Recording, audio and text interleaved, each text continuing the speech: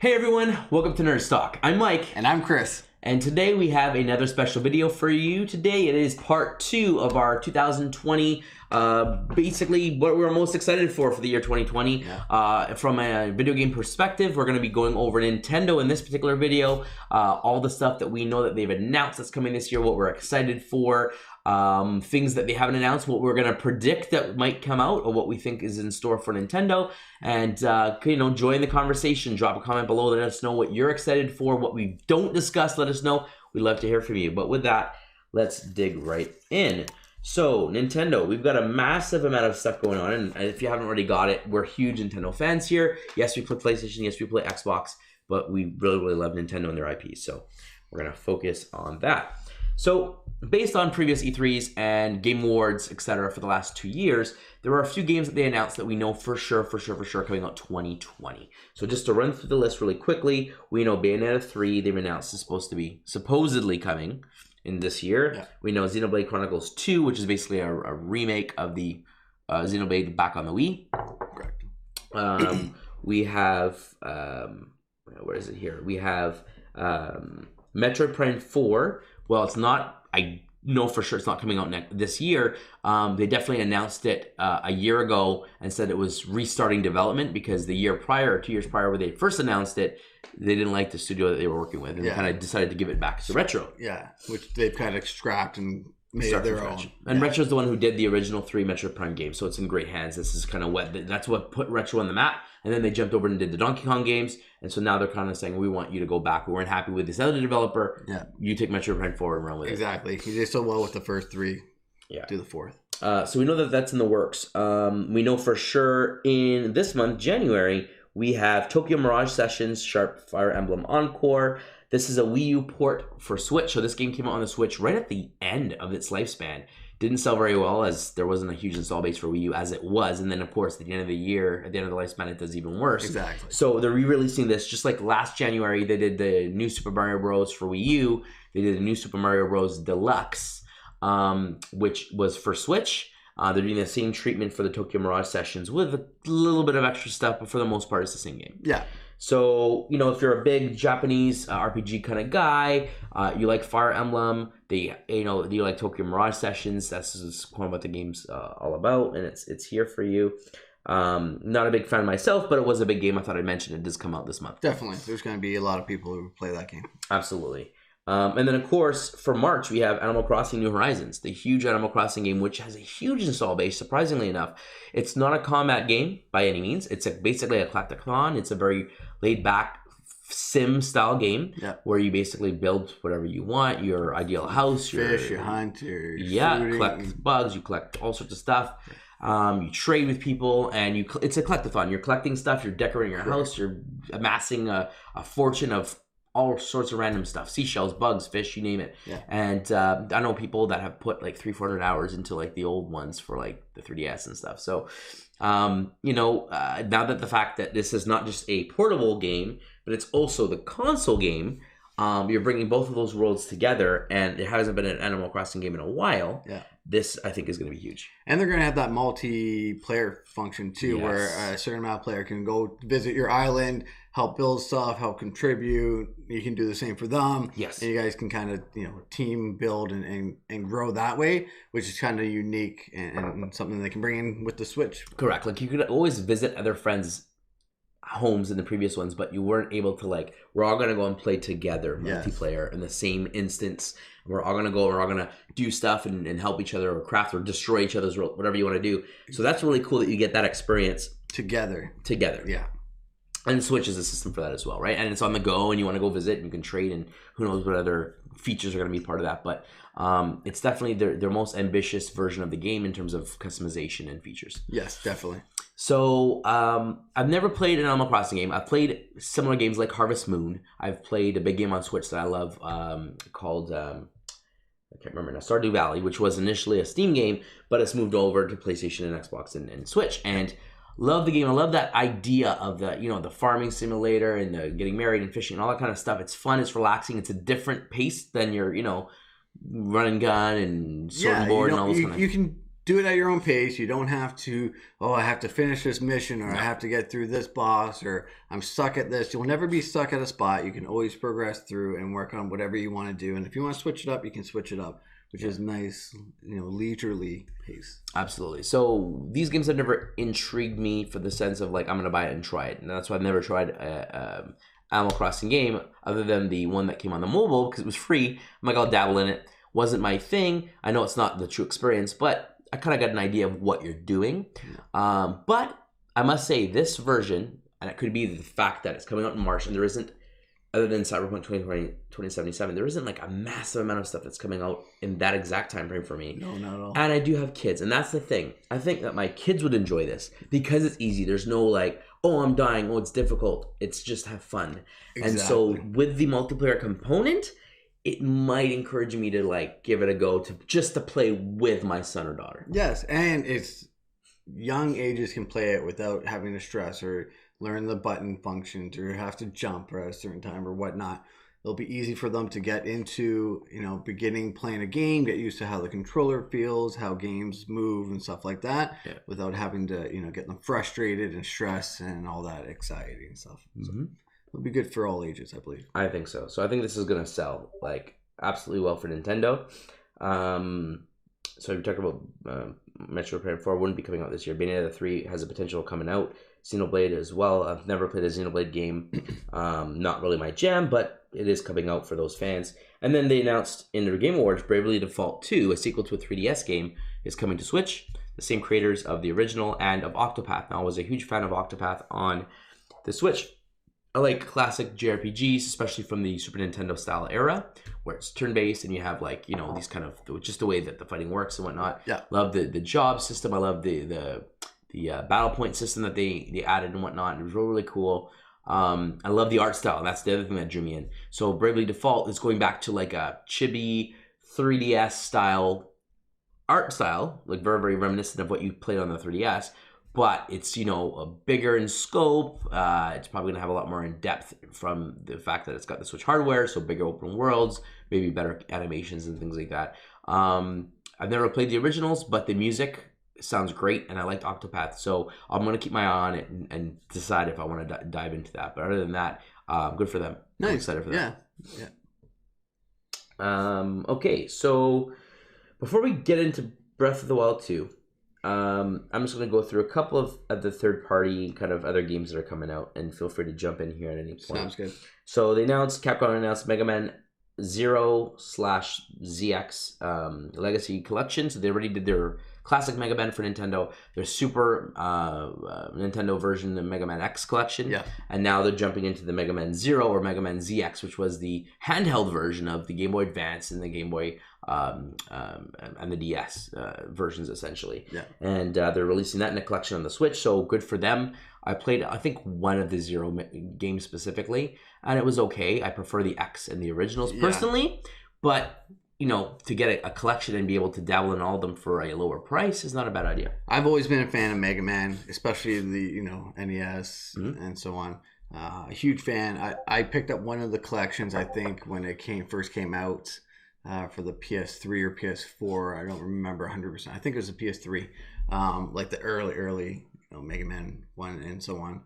And enjoyed playing those, and got the flashbacks and the reminiscence of when I was a kid playing them for the first time. So I'm intrigued to see what the price point is for this and how many games and what type. But it may be something I pick up and just play around when I'm looking for something different to try out. Absolutely. We have the sequel to No More Heroes 1 and 2, No More Heroes 3, is coming out to Switch. I believe that's an exclusive because the last few were Nintendo exclusives. Travis Touchdown. So that game's coming out. I played the original on Wii. The No More Heroes, the original one, where you had the remote, you had to shake it to charge up the battery, and it was like a lightsaber sword kind of thing. And it was okay. Again, it just wasn't it was a beat-em-up style. I just wasn't into that kind of game at the time. Yeah. And while I don't mind beat 'em ups or slashy kind of games, I just, for whatever it was at the time, it just wasn't my jam. There were so many other Wii games that were out there that I was into that had sword combat, that had gunplay, that had different things that just didn't fill my niche. So I don't have any excitement towards this particular game. Thought I'd just mention it for those who are excited for that game. Yes, that is coming out potentially this year. Then from Indy's perspective, we got Skatebird. Which looks very interesting. Tony Hawk turned into a bird, essentially. Yep. So I think that'll be a popular game with kids. It might take off pretty good with them, especially, with the skateboarding aspect, the different animals. You can glide a little bit, kind of different features. I think, and it has the classic looking style too as well. So we'll get those retro vintage players that enjoyed the old Tony Hawk games, maybe dabble in that a bit as well. Absolutely. We got Sports Story, sequel to Golf Story. Very looking forward to that a lot. It looks great. Yes. So, and plus a variety of, golf, tennis, baseball, hockey, soccer, volleyball, everything. Every sport is in there. I think it'll be a lot more fun to play than just golf. You don't get locked into another golf mission. It changes it up. It's like, I'm tired of golf. Let's switch over and play a different sport for a while until you get tired of that, and you can kind of flip through, which I think will keep it fresh. Yes. So I'm looking forward to that as well, and it looks fun and interesting and different type of game too, right? Something different. It's an RPG. Yeah, exactly. Yeah. So that's really cool. So that's coming out. I think that's coming out February or March. It's pretty soon, isn't it? I'm not too sure. I couldn't find a release date for Sports Story. But I know it's definitely early 2020, I believe they were saying. Yeah, I'm pretty sure it's soon. Yeah. We have The Survivalists, the same from the company The Escapists. We have that game that's coming out. Looks, from an art standpoint, looks really cute. And those are the biggest games. And then, of course, there's the fact that they talked and announced Zelda Breath of the Wild 2 2 Game Awards ago. They definitely brought it up. It was last E3. Yeah. E3 is where they surprise dropped at the end. At the very end. I freaked out if you haven't watched that video. Yeah, at the very end of that. Yes. They showed the trailer for it. A quick trailer, and everyone's like, wow, that's quick. And it just says now in development. So, we assume that it's been in development for more than a year at this point, but it's just saying it's in development now. So this is more of a prediction. Some people think that it's realistic that it could come out this year, the big fall game. Now, because we know, if we look at previous years where they did Majora's Mask from the N64, they had Ocarina of Time. It was in development for a good 4 or 5 years. Then literally 2 years later, Majora's Mask came out as the last big Zelda game. I think it came out the last year of the N64, give or take. Because they basically took the exact same game engine, all the same assets, same character skins, and then reused them as different characters in this new world. Added some new flair to it, maybe changed some costumes around, but for the most part, there was a good 80% of the people and characters that were in the Ocarina of Time reused in Majora's Mask in interesting new ways. And then, of course, the world was different. It was the same engine, but they remapped the world, they changed the dungeons around, and away you go. Yeah. So, the grass looked the same, the bushes looked the same, but it was a different new game, right? Exactly. And so we know, based on the trailer, that this is Breath of the Wild 2. Yeah. We know that it starts off with the same world, and then the castle rises out of the ground. So we know that this is a direct continuation from continuity standpoint. So they've already spent all this years designing the physics, designing the open air environment, as they call it. So they're obviously going to reuse those assets, but they have to make a new game. So because they're not redoing anything from an animation standpoint, from a physics standpoint, the game engine is done. All they have to do is do new cutscenes, new voice work, potentially a new playable character as Zelda. Co-op potentially. Yes. We'll have to wait and see. Yeah. And then we already know that there's going to be some underground exploration, and that can be how they solve the whole new area. It's like, here's the ground, that's the same. Yeah. Maybe they'll get you to go look up stuff, and then boom, maybe the shrines you re-enter, and then now they take you deeper, and there's newer shrines in the same locations. Exactly. And it's new again. They can just expand underneath and have a whole new level area. They could also terraform the ground as the castle rises up, and then things break off, and then the world changes above, as well as you explore below. And below is going to be all the new big dungeons and stuff that we're anticipating. Yeah. But you're still going to find reasons to go back up to the surface. Your horse combat, all that kind of stuff is going to be back. But the world can now change. I'm really excited. Really stoked. Definitely. It's going to be one of their main titles. It's huge. Has a huge following for, obvious reasons. Such a fun game to play. I'm definitely looking forward to it as well. I'm glad that they're continuing for continuity from the story. So it's pretty much just picks up and you can just continue on. I may replay the first game before the second one is released and try and get that continuity to follow myself. Makes sense. So I'm looking forward to that and making me want to play it again. Well, the good news is if you're playing the other one for the first time, by the time you get through it in 200 hours or so, you'll be like psyched up for the next adventure. For me, I kind of feel like, well, it's been a couple years since I've last dived into it. I got to relearn the controls and stuff to get ready for it. So I might have to go through the game again myself. Nice. But yeah, the potential for this game is so high with knowing that what we're going to get. But then Nintendo always likes to do something new. If you look at Majora's Mask and how they like added a time element, which wasn't everyone's favorite thing, but it got you to replay and re-see the story, kind of Groundhog Day style, from different perspectives, from different views, and how you interacted with the people on certain days would change their outcome. Yeah. So when you were around time, everything went back to 0. And if you helped Gentleman A on day 2 at this time, then what he does on the 3rd day is completely different than what if you didn't talk to him at all. And so that kind of changes how you go back. And as you're helping each person, you get new items and new things that help you on your adventure. Obviously, they're not going to follow the same formula, but they can do something where it's, again, this is what you know and love. Yeah. Let's add this new element that's going to make it 10 times better. And that's what I'm it's something different. Exactly. Yeah. I'm going to predict it's going to be magic. Whether you're going to be Zelda or she's going to be a support character. Maybe it's going to be, if you're playing by yourself, you switch between Zelda and Link. Yeah. And then, or you can co-op. And then each player beats that person. And then Zelda has a magical element. So Link still has breakable weapons and stuff, but Zelda has magic. And her magic is always going to have stamina. She's going to run out because she's still learning in the game. She's learning that stuff. Yeah. So it would be cool if you look at Smash Brothers and look at the other games and how much magic she has.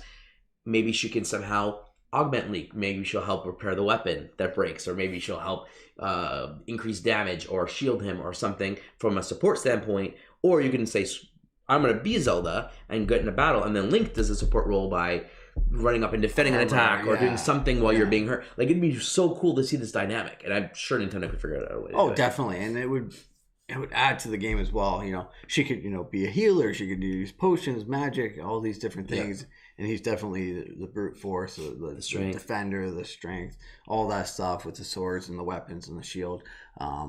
Definitely would be a cool feature. And then come up with new puzzles that require 2 people. Yes. Because Zelda's always been about the puzzles and the exploration, and they've done a great job, but you always get the same old, like the torches puzzle, move the blocks in a certain order puzzle. They have a lot of things that they reuse and do it in interesting ways. And then, of course, there are puzzles are surrounding the new items you get, which they got rid of for Breath of the Wild. So if they decide to bring some of that back, which they can very well do, especially if it takes place after the first one, they can say, okay, you already have this already. Or it looks at your save and says continue, and then there's all this new stuff. Like, that would be so exciting.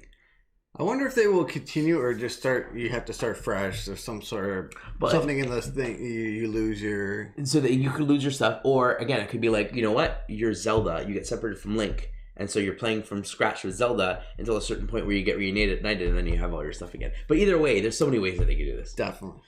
So I'm excited. So yeah, that game. So the big prediction is can it come out this year? So if you look at previous histories with games that were made quickly with the engine redone, it's a 2-year cycle. And it's like we talked about with Spider-Man and God of War. Correct. So realistically, it could be done. But based on the scale of the game, having to redo all these potentially 100 plus shrines and new dungeons and new cutscenes and everything, I don't think 2 years is going to be enough, especially if they want this to be as great as the first game. It's going to be very, they want to polish it, fix the issues with the first one, which there was some frame dips and things like that, which they can fix. But I think that, and especially Nintendo, Zelda is the one IP that Nintendo has that is notorious for delays. Yes. Like, there's never been a Zelda game that's come out on the day that they said without being delayed once, 2, and sometimes even 3 times. This is why they're not even saying a date right now. They just said it's in development. It could be done right now, but it's still in development. They're still working on. But oddly enough, games like Mario Odyssey and the big Mario games don't rarely get pushed. Those are the games that are like, they're coming. Yeah. So I think that, they're hard at work on Odyssey 2. Odyssey 2. Yeah. Which is why we didn't get any DLC. With all the games for Switch that come out, Zelda getting DLC, Splatoon getting DLC, ARMS getting like every major game that came out that first year, every major IP had DLC. Mario Maker had free DLC. There are games now. Smash Brothers, obviously. Like, all the big games, Mario and Rabbids, Ubisoft, everything had DLC, and people were buying into it, and people were willing to buy this stuff on Switch or this magical platform. People are willing to spend money on digital content, spend money on digital games.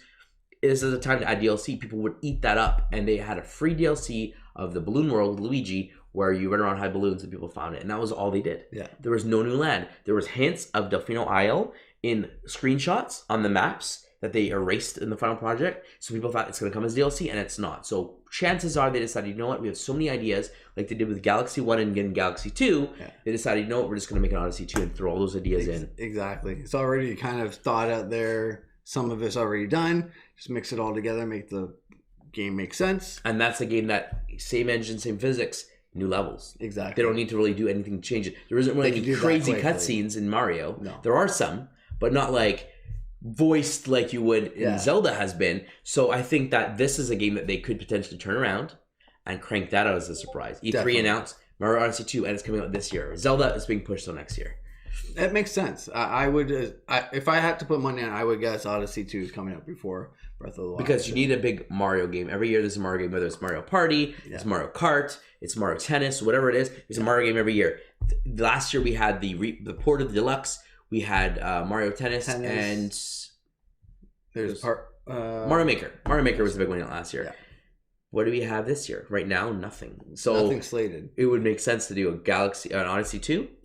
It comes out fall, and then Zelda give us more time. We want to polish this right. Exactly. It comes out. It could be the same time, March 3rd. So it could come March of the following year, 2021. Yeah. And so it's not like a year away, but it's like a few months after Odyssey this time. And then you're going to get that new experience to start that year off right. Yeah. Blow gangbusters, just sales, whatever. And that follows up with my next prediction that I think Nintendo's going to announce and launch the Switch Pro. This is the year. So I am thinking that as well. Yes. They'll want to keep up with the other consoles, but not in the same way. But they'll want to be a part of that market and give something new. And I think they can update the Switch to the Pro model quite easier than other consoles can upgrade theirs. So I think it makes sense for them to come out with that. They came out with the Lite at the end of this year. And it's not a replacement. Exactly. Here's a cheaper option for kids for Christmas. Exactly. It's great for on the go and car rides, stuff like that. You don't have to worry about losing Joy-Cons, everything's attached. Yeah. Better battery life. And it launched around what time Pokemon came out? The game, the portable, traditional portable game. Yeah. Away you go. Makes sense. Now they also released, subsequently, an upgrade to the original Switch with a better battery that was even better than the Switch Lite. Correct. Great. Yeah. It turns out it wasn't a better battery. It was a better CPU that was more power efficient, so you got better battery life. But regardless, you have way more battery life, and the system lets you dock. It gives you all the features, detachable Joy-Cons, so away you go, for no additional cost. Mm-hmm. Awesome.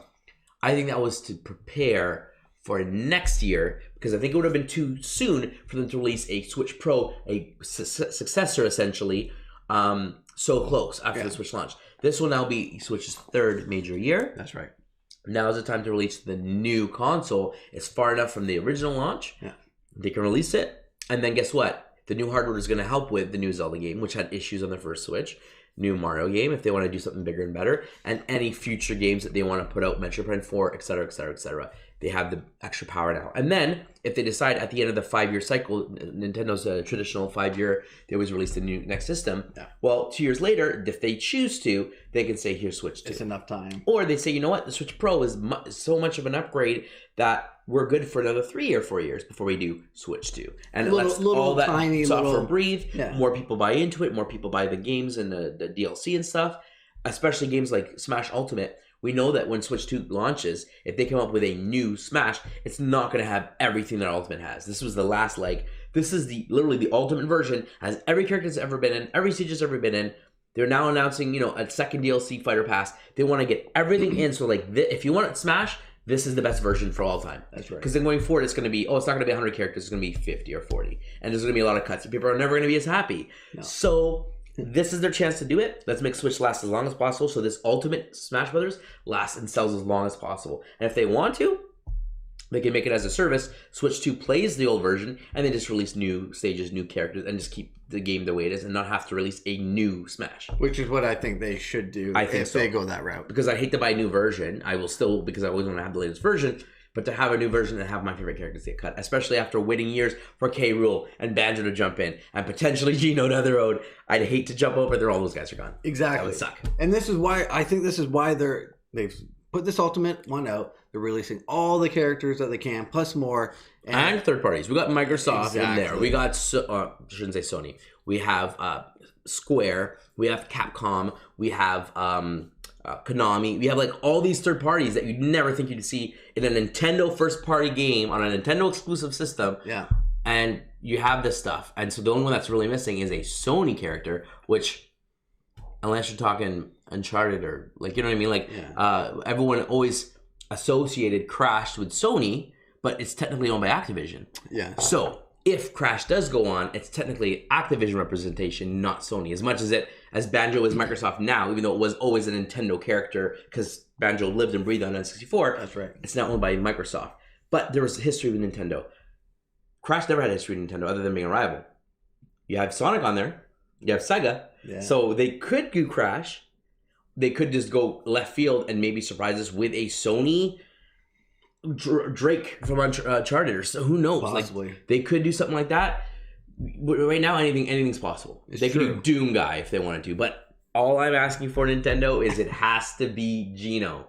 If it's not going to be this fifth one, the next Fighter Pass, like that's the only character from my roster since back in Melee that we've so much the fan base has been asking for. We got K. Rool, we got Banjo, we got all these characters. The last one on the list that the majority of us wanted that we voted for. There was a ballot. I don't know if you knew this. On Brawl, where they actually had a ballot where you could vote for what characters you wanted to get in. Sorry, it wasn't Brawl, it was Wii U. And the votes were for King K. Rool, it was for Banjo, they were high up, and Geno was high up. And because due to restrictions and stuff he brought Bayonetta in, which was weird, and he brought Cloud in, which was huge, like Final Fantasy. And they made it over Geno and some of these other characters. So what he did is he made them as costumes. He says, I know how much you guys cared about them, so I made them as costumes instead. And the characters that were in costumes were the Inklings from Splatoon, King K. Rool, Banjo, not Banjo, King K. Rool, Geno, and there was another one that I'm missing that's very, very obvious. Chrom, which is a Fire Emblem character, and there's another one. Pretty much all those characters that were costumes are now officially in the game as playable characters, as of right now, with the exception of Geno. So that's what I'm hoping for. Sakurai knows how much we all want the character. Yeah. It is a Square character, a Square Nintendo-owned character, and he hasn't really been in any game since the main one, which is a Super Nintendo game. So it's hard to bring it in, but it's Nintendo. Anything's possible. Exactly. Anything's possible. Exactly. So another game that I had on my list was 12 Minutes. This one's every 12 minutes a scenario starts again. So you're changing it as you're going. You're trying, searching different rooms. The story's progressing every time you play it. Game looks great. Yeah, it looks very different, which is what has caught my eye since the very first trailer I saw, and it's something that I'm very interested to play. Something that I thought was different, interesting, and we'll give it a whirl probably when it comes out. I think that might be a day one purchase for me.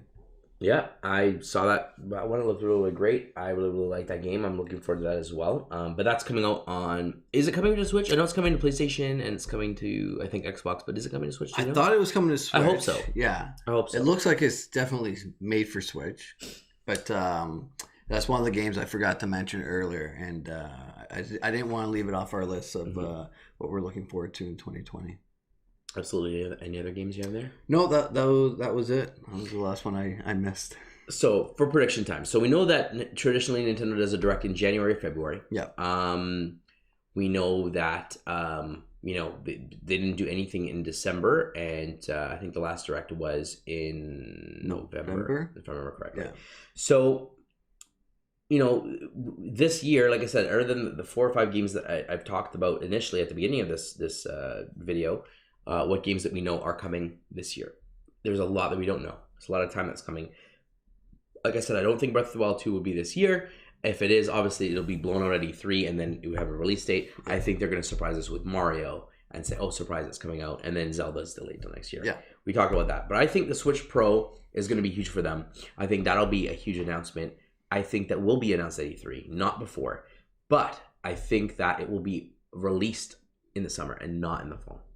I think it'll be like, oh, Switch Pro, it's a newer version with better CPU, better battery, better graphics, whatever it is to make it like better graphics. I don't know if it's going to be 1080p on the go or what they're doing, but it's basically going to be able to handle like Witcher 3 at a better scale. Like I think that's their goal, is to get some of these games that are really struggling to get on there to look better and do better for themselves. So they get more third-party support like Assassin's Creed and other things on there. Definitely, yeah. So it'll definitely be a hardware bump. I'm all for it. I definitely want to buy that because I definitely want an upgrade to my Switch. So I think that'll be announced and will be available before the fall. I think that'll be a summer release. Okay. Surprise, get everyone excited, and of course it'll be available and probably have a sale come Black Friday or something like that. So that's my. I mean, summer release will make sense because a lot of people go on vacation then. It's a handheld type system. Bring it with you. We're going on vacation. The kids really want this. We're going to bring this as an extra surprise or whatnot. So it could boost sales doing a summer release, especially with the travel plans. And and it's not a like Switch 2. It's an upgrade, just sort of like the DS and the DS Lite, the 3DS and the 3DS XL, or the new 3DS. It's just like a PS4 Pro, just an upgraded iterative one. You don't need to get it. All the games will work on the original. Exactly. But for those of us who want the power, who want the better visuals, it's there for you, and I'm sure that going forward there'll be games that'll be only works on the new Switch. So I think that's a lock. I think that's for sure coming this year. We know that they're working on 2 versions, and I'm pretty sure that the upgraded CPU on the old one was not the second version. Yeah, so it's just a little giveaway throw up. But I think that this big direct that has to happen, I think in January this year, is because the last Smash Fighter has to come out in February. They announced that all fighters will be out by February 2020. They literally have a month and a half to go, and they haven't even announced it yet. So I think if they do the direct in January, they can announce the last fighter. Everyone freaks out. It comes out next month, so you don't have to wait long, and then they can tease the next fighter pass, the first of the next 4 or 5 fighters that's coming out, TBD in the summer, whatever. They can just give you a window, and just like they did with Terry, where they just showed him and showed like one move and that was it. They could do that to show the fighter, whatever that fighter may be. Yes. So I think that is a lock for January. Okay. They might show more of Breath of the Wild 2 if there is a delay and get the delay out of the way, but I think they'll probably wait for E3 because if they're doing Mario, that's going to be a big news to overshadow the delay of Zelda. So I think they're going to hold off. I think that we'll probably get an announcement of another port. My guess is probably from Wii U, another port that they're going to work on, a remaster or something. It could be Skyward Sword. That's the only Zelda game that hasn't been remade that is stuck on Wii because of the controls.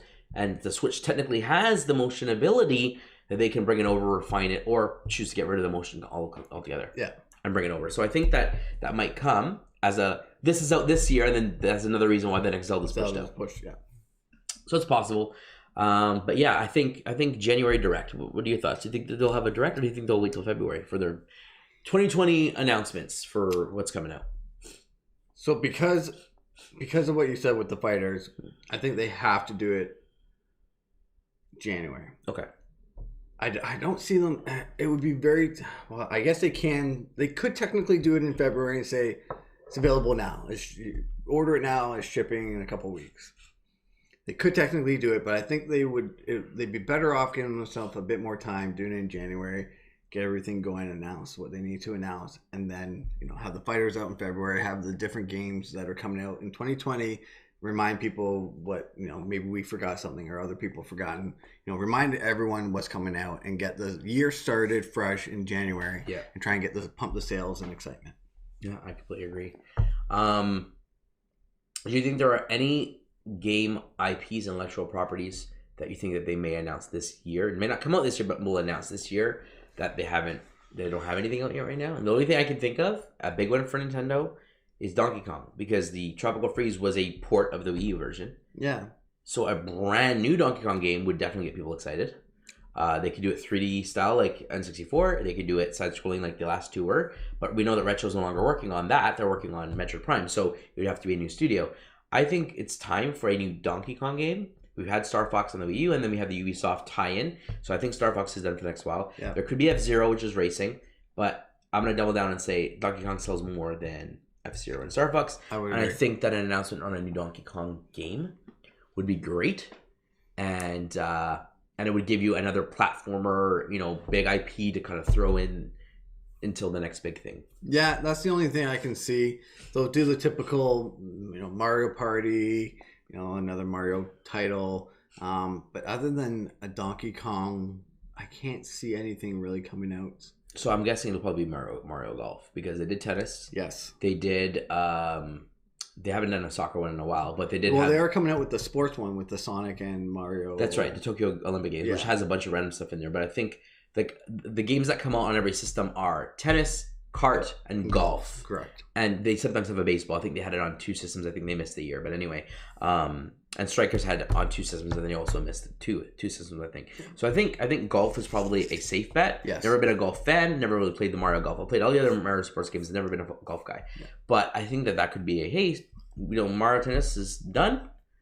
Golf's coming just to get another Mario game. And I like the way that they did the tennis, so they can upgrade their golf function, have a little bit more, movement control with it, use a controller as a swing, just like they did with the tennis. So it does make sense for them to come out that way. Absolutely. So one other prediction I have for Nintendo is with the Switch Pro, it leads forward to them to look into other technology. And what I mean by that is, back when Reggie was president of Nintendo, people asked him about VR. There are patents for the Switch with VR. He says it's something we're not looking to discuss. It's not something we're looking at doing at this point in time. Yeah. He never said, no, we're not doing it, but he also didn't say we are doing it. And the only thing that came out this past year, 2019, was Labo VR, which was a cardboard mashup of their Labo, what do you want to call it? New IP, I guess, that was aimed towards young, then late they came back out with generation. the Ring as well. Correct, but that wasn't VR. No, that was like a fitness thing. I guess the Labo is the closest thing to the VR. Yes, which they do have an actual VR version of Labo where you build a contraption, you put the Switch in, you put it to your eyes, and you're in VR. Some people liked it. Some people definitely say it definitely gives you the VR experience, but it's definitely the lowest grade. You have PlayStation VR is the lowest grade out of the HTC Vive and the Oculus Rift, but it still had a pretty decent experience of wow, you get the VR experience. Yeah. And they said Nintendo comes pretty close to PlayStation. So if you think of a Switch Pro with better visuals, take the cardboard crap out. They've already dabbled in it. Some people liked it. They saw what they can do out of it, and they already implemented in the Labo VR a Mario Odyssey DLC levels with VR. Really? They allow you to play all of Breath of the Wild in VR now with it if you have the Labo. Yeah. And then they added VR in another game that's missing my mind now, main games that they made, plus all the stuff that comes with it. Set. The good news for you guys is I did get Labo VR for Christmas as a gift, so I will be doing a video on that. I will be unboxing and building it and giving our full impressions on that VR experience. But with that being said, I think that if Nintendo says, yeah, this definitely has potential, PlayStation still has VR going, we have improvements on Oculus Quest, a completely wireless headset, everything built in, they can take the Switch, they tested it, saw that it can work, get the hardware down, and then released a proper VR headset with motion controllers, and then actually dive into a VR, whatever they want to do. Nintendo's the kind of company that would be willing to try unique things. Definitely, I'm all for it. Definitely. And these new controllers would help play in doing more Wii ports with proper motion control. So the Skyward Sword remake I talked about can be 100% motion control because now you have a VR experience to do it. Yes. They can bring old Wii games back with all the motion intact, or just do brand new experimental motion, or just do VR without motion if you want to play traditional, because Nintendo gives you the option of using Pro or Joy-Con or whatever. So I'm this is a Nintendo thing, and I think my prediction is that they are going to try to go into do a VR thing. And you know what, forget Labo. Here's so if Pro comes out this year, maybe next year announce Nintendo Switch VR, and it's an attachment you buy, physical, plastic, whatever you want to call it. Yep. Switch goes in, special controllers, it costs $100 or $50, whatever it is. And you need the new Switch Pro to get the most out of it, and away you go. Now I'm excited to see it. Interesting. So I was not aware. I lost track of the Labo after it first came out, so I didn't even know that they had the VR aspect to it. Yeah. I just followed it at the beginning, and then saw that it was cardboard and wasn't quite my thing, so I stayed away from all that. So knowing that, it would make sense for them to go into it if they already have dabbled in and found some sort of success. And Nintendo being the type of company that they are, that's not afraid to take a little bit of risk and try something different and outside the box, which has made them successful. I think it's a no-brainer for them to continue on, especially if they're going to go the route of the new Switch Pro. If they can get it to work with cardboard, you pay a little bit more money. Yeah. You don't have to make a heavy-duty metal, but make a plastic shell that's not going to fall off your face with a proper strap, that the Switch stays in properly, proper venting, whatever it needs to be done. And then the money that you're spending on is not the shell, because you already have the system, right? It's just the shell. Yeah. The money you spend on is the controllers, specialty movement controllers. Yeah. So the set can cost $100, but guess what? The software is its own software. You already have the system, so it's a cheap entry way to get into VR, and it's a decent VR experience. That's what I'm hoping for. And Quest already shows that you can do everything without a PC, and the fact that your whole console is in the headset, you just need to control. Like they're already halfway there. You know what I mean? Exactly. I think it's a no-brainer for them to dive into there, and they have great IPs. A Donkey Kong VR game, a Pokemon Snap VR. There's so many things they can do. Definitely. Yeah, I would love that to be one of their surprise announcements on one of their things. So. Yeah, so I mean that's the biggest things that I can think of right now. Obviously, I talked about Gino as being my prediction for Smash character. Other characters could be, who knows, Minecraft. They could do Doom if they want to do a Doom partnership. There's so many different characters they can draw on, but my money and my hope is Gino. So that's my last prediction for Nintendo for this year. Excellent. But I'm sure as more directs get announced, we'll do prediction videos for the direct specifically. Definitely. But with that being said, those are our thoughts for Nintendo for the year 2020.